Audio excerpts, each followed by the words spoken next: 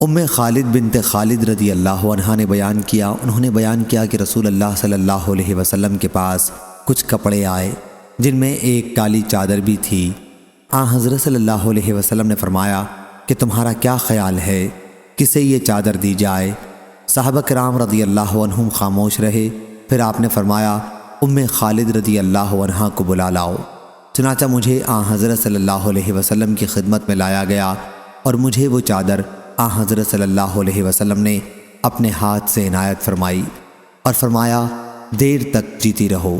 2 مرتبہ آپ نے فرمایا، پھر آپ اس چادر کے نقش و نگار کو دیکھنے لگے اور اپنے ہاتھ سے میری طرف اشارہ کر کے فرمایا خالد سناہ سناہ، یہ حبشی زبان کا لفظ ہے، یعنی واہ کیا زیب دیتی ہے۔